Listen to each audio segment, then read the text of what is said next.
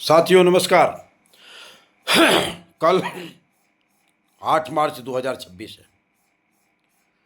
कल दिल्ली के जंतर मंतर पर यूजीसी एससी एसटी एक्ट को लेकर के एक बहुत बड़ा आंदोलन देश के अंदर होने जा रहा है। इसे कौन रोक पाएगा? देखो साथियों, मैं हूं हिंदू जागरण समिति का राष्ट्रीय प्रवक्ता। तो हिंदू जागरण समिति है, इसमें कोई हमारे यहाँ हम लोग न ओबीसी न एससी न एसटी इसको हम नहीं मानते। हम मानते हैं हमारे हिंदू जागरण समिति के लोग हैं, हमको इनका उत्थान करना चाहिए, हमको उनको अच्छे रास्ते पे लेकर चलने की ज़रूरत है। साथियों, मैं भारतीय किसान यूनियन भानु का राष्ट्रीय महासचिव भी हूँ। इसके साथ मेरी जिम्मेदारी बनती है कि भारतीय किसान यूनियन भानु में हर तरीके के लोग हैं, हर जाति मजहब के लोग हैं। उसमें हिंदू भी हैं, मुसलमान भी हैं, सिख भी, ईसाई भी हैं, छोटे भी हैं, बड़े भी हैं, ठाकुर साहब भी, पंडित जी हैं, हरजन भी हैं, सोनकर भी हैं, सभी लोग हैं, लेकिन कोई भेदभाव नहीं है। साथियों, मैं व्यापार मंडल का जिला सचिव भी हूँ। हमारे व्यापारी हर तबके के लोग हैं, उसमें हिंदू भी हैं, मुसलमान भी हैं, सिख भी हैं, ईसाई भी हैं। अब मेरी बात समझ में आई? हम लोग किस तरह से आपस में प्यार और मोहब्बत के साथ रहते हैं, लेकिन देश की सरकार ने जो यूजीसी एससी एसटी एक्ट ला करके देश के अंदर एक बहुत बड़ा बच्चों में आपसी मनमुटाव करने की जो योजना बनाई, यानी आपस में उनको उनके साथ जो अन्याय होने जा रहा है, उस अन्याय के खिलाफ श्रवण के लोगों ने आंदोलन किया। उन जातियों के खिलाफ नहीं किया, एससी एसटी ओबी के खिलाफ नहीं किया। ये संघर्ष हमारा देश के प्रधानमंत्री और देश की सरकार के खिलाफ है। ये आंदोलन हमारा सरकार के खिलाफ है। हम किसी जाति मजहब धर्म के खिलाफ ये आंदोलन नहीं है। और आप क्या समझते हैं? आपने ये आंदोलन में एक बात कहूँगा, ट्रेन नहीं फूकना है, बस नहीं फूकना है। ट्रेनें अपनी है, बसें अपनी हैं, हिंदू अपने, मुसलमान अपने, सब लोग अपने हैं, किसी का नुकसान नहीं करना है। बट आंदोलन यानी विरोध तो सरकार के खिलाफ करना पड़ेगा, और उसी के लिए 8 मार्च का दिन तय किया गया है।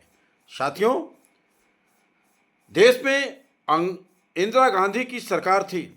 उस समय लोगों ने, इंदिरा गांधी की सरकार ने एक कानून बनाया कि नसबंदी गर्भपात करना अनिवार्य है। आपको नौकरी करना है तो नसबंदी गर्भपात करवाना पड़ेगा, और ज़बरदस्ती लोगों का नसबंदी कराया जाता था। उसका भी खिलाफत हुआ कि नहीं हुआ? आंदोलन हुआ कि नहीं हुआ? और उस आंदोलन में क्या हुआ? इंदिरा जी कांग्रेस आई, उड़ गई आसमान में, पता भी नहीं चला। ये अलग की बात है कि दूसरी सरकार आई तो उसने ऐसा कुछ नहीं कर दिया कि देश की जनता खुशहाल हो जाए, लेकिन हाँ, इंदिरा जी उड़ गई। इस बार भी UGC ST act Indira Congress के समय की, ये मेरे जो गर्भपात नसबंदी का जो कानून लाया गया था, उसी तरह से यूजीसी एसटी एक्ट है। और इस पर जो लोग इसका समर्थन करेंगे वो लोग राजनीति जगत से समाप्त हो जाएंगे, यानी भारत में आपकी राजनीति नहीं चल पाएगी। ये बहुत बड़ा आंदोलन है, और आप सर्वेश पांडे को हाउस अरेस्ट कर लेंगे, कर दिए, आंदोलन थम जाएगा। आपने शेखावत जी को अरेस्ट कर लिया, हो जाएगा, आंदोलन रुक जाएगा।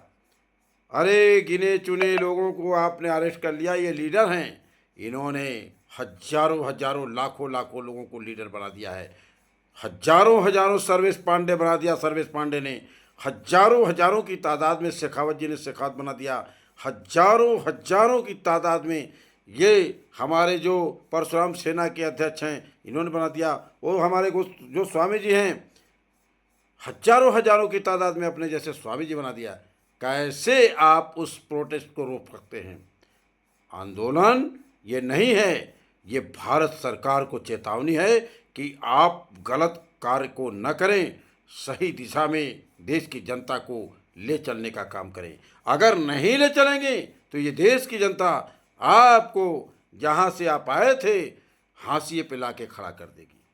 8 मार्च दिल्ली चलो अभियान जो लगाया है सवर्णों के नेताओं ने, वो तो लोग जा रहे हैं। लोग सर्वेश पांडे को अगर आपने अरेस्ट कर लिया या घर पे बैठा दिया तो क्या हो गया? शेखावत जी को घर में ज़बरदस्ती बंद कर दिया तो क्या हो गया? आंदोलन रुक जाएगा। आंदोलन नहीं, ये चिंगारी नहीं, ये आग का शोला है। प्रधानमंत्री नरेंद्र मोदी जी, इस पे बैक फुट पे आइए। यूजीसी एसटी एक्ट को लेकर के बैक फुट पे आ जाइए, ताकि हमारे देश के नौजवान बच्चे स्कूलों में आसानी से पढ़ सके, शिक्षा हासिल कर सके। आप जो लड़ाने की मंसूबा बनाए हैं उसमें ये बच्चे लड़ने वाले नहीं हैं। और हम फिर कहते हैं कि न एससी से मेरी लड़ाई है, न ओबीसी से लड़ाई है, न तो किसी बच्चों से है। ये लड़ाई सीधे सरकार से है। ये कानून घटिया है, ये कानून देश को बर्बाद करने का है। इसलिए देश को बर्बाद करने को जो कानून बनाया है, उस पार्टी को बर्बाद कर दिया जाएगा, उस सरकार को बर्बाद कर दिया जाएगा। अलग की बात है आगे कौन आएगा। हो सकता है इनसे बढ़िया भी आ जाए, इनसे घटिया भी आ जाए, चलेगा, लेकिन तुम नहीं रहोगे सत्ता में। जय हिंद, जय भारत।